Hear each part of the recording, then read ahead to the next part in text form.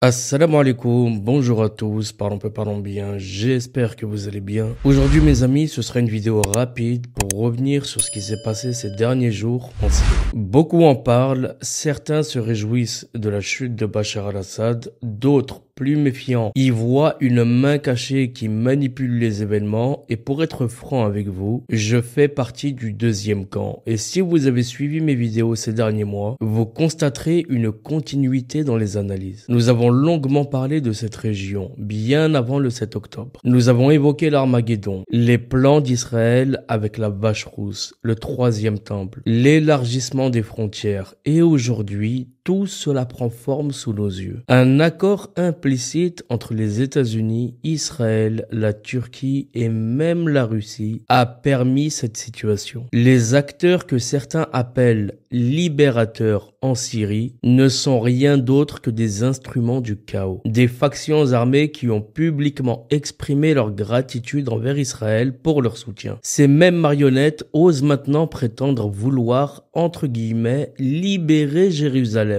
Le tout en s'alignant sur des stratégies militaires destinées à déstabiliser l'Iran. Tout ça en faveur de l'axe américano-sioniste. Je vous le dis sans détour, ce théâtre est grotesque. Un tel discours ne peut convaincre que les QI négatifs. Ces groupes armés, déjà vus en 2014 débarquer en pick-up flambant neuf, ont déjà plongé la Syrie dans un abîme de souffrance. Ce ne sont que des marionnettes réutilisées sous une nouvelle bannière. Hier, ils arrivaient sur leur pick-up tout neuf pour terroriser des populations locales. Aujourd'hui, ils reviennent avec des récits réinventés. Mais le résultat, lui, est toujours le même. Des promesses de liberté réduites à des cendres, des larmes et des massacres. Le chef de ce mouvement, Al-Jawlani, est le parfait exemple de cette mise en scène. Ancien détenu des Américains, libéré et vraisemblablement instrumentalisé. Il n'a ni expérience politique, ni envergure intellectuelle, mais il bénéficie d'une couverture médiatique à l'international étonnamment favorable. Pourquoi soudainement ces médias, qui étaient si discrets sur les massacres de Gaza, se préoccupent-ils aujourd'hui de la Syrie? Ces mêmes médias nous inondent maintenant d'images de la prison de Saïdnaya qui, il est vrai, était un véritable abattoir, mais une fois que cela a été dit, vient la question du pourquoi. Eh bien, c'est très simple, pour nous manipuler. Posez-vous les bonnes questions, mes amis. Où était Al-Jawlani pendant toutes ces années? Pourquoi ces combattants n'ont-ils jamais œuvré pour Gaza ou toute la Palestine? Comment expliquer que ces déclarations coïncident parfaitement avec les intérêts d'Israël, donnant à Netanyahou le prétexte idéal pour intervenir en Syrie sous couvert de lutte contre le terrorisme? Mes amis, ces mouvements ne sont qu'une façade pour permettre à Israël de poursuivre ses objectifs expansionnistes en toute impunité. Pendant que le nord de Gaza est réduit en poussière, l'occupation du sud Liban et d'une partie de la Syrie progresse. La prochaine étape consistera en une série d'affrontements fabriqués entre l'armée israélienne et ses groupes armés, justifiant ainsi l'annexion de nouveaux territoires. Les soi-disant libérateurs ne servent que ceux qui les financent et les manipulent. L'histoire nous montre que ce schéma se répète. L'Irak, la Libye et maintenant la Syrie. Rappelez-vous du 7 octobre. Même schéma. Je vous l'avais dit, la moitié m'ont craché dessus. Eh bien, aujourd'hui, Israël réitère l'opération avec les mêmes marionnettes, servant de prétexte à une annexion de territoire. Ces factions armées n'apportent rien d'autre que la désolation. Pendant ce temps, l'armée syrienne est démilitarisée. Les stocks de munitions détruits sous prétexte de lutter contre le terrorisme. En réalité, c'est pour s'assurer que l'armée arabe syrienne ne puisse jamais se relever.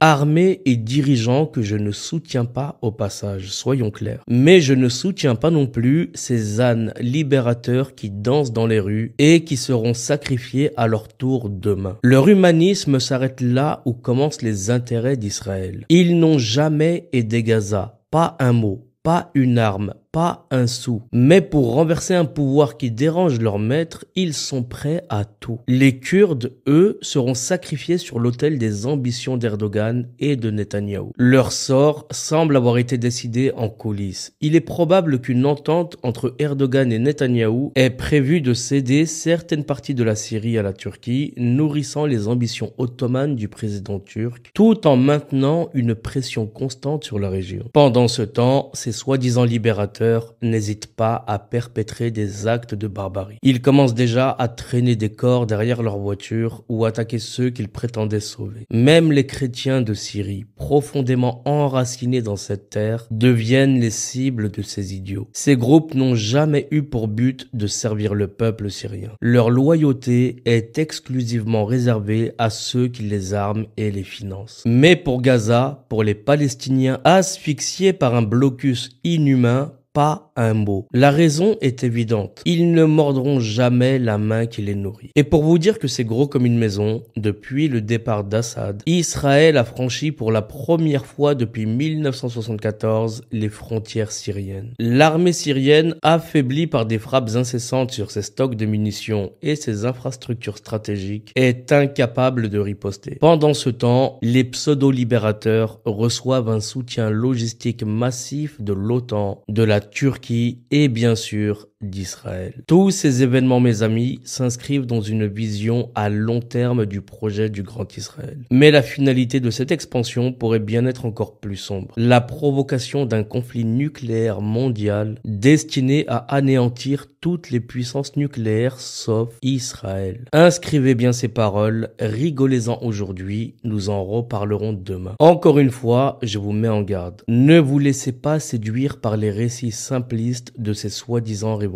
Ce ne sont pas des libérateurs, mais des destructeurs. Leurs actions servent uniquement les grandes puissances. Faites attention à tous ceux qui font leurs éloges dans les espaces commentaires. Ne les suivez pas. Ces personnes ne sont que des ratés qui mouraient d'envie de rejoindre ces destructeurs en 2014, mais qui n'ont pas eu le courage de le faire. Vous êtes pistés sur Internet, faites très attention. Ne vous lâchez pas comme des idiots. Tenez-vous loin de ces sujets si vous ne les maîtrisez pas pleinement et laissez le temps faire son œuvre. Je terminerai par cette citation attribuée à Adolphe le Moustachu. Les personnes les plus méprisables que j'ai rencontrées sont celles qui m'ont aidé à occuper leur propre patrie. Encore une fois, mes amis, le Jaoulani est à surveiller de près. J'ai du mal à croire qu'un type qui, depuis 2014, navigue entre tous les groupes terreaux, qui ont pu fouler ces terres, qui a massacré ou ordonné des massacres de civils innocents, puisse aujourd'hui prétendre être un sauveur avec sa petite armée. Je le réitère, ce type a été emprisonné dans une ancienne prison gérée par les Américains en Irak. Pourquoi les Américains l'ont libéré? Répondez à cette question. Pour moi, ce type n'est qu'une extension de l'État islamique, soutenu par la trinité diabolique qu'est l'Amérique, Israël et malheureusement la Turquie. Si j'avais plus de temps, je vous aurais parlé d'eschatologie et je vous aurais cité tout ce qui fait allusion à ce leader qui apparaît aujourd'hui sortant de nulle part et donc de ces groupes qui émergeront à la fin des temps. Malheureusement, je ne peux pas tout aborder aujourd'hui. En attendant, restez sur vos gardes et ne soyez pas naïfs. Je vous dis à très bientôt. Prenez tous soin de vous et de vos proches. Assalamu alaikum. Paix sur vous.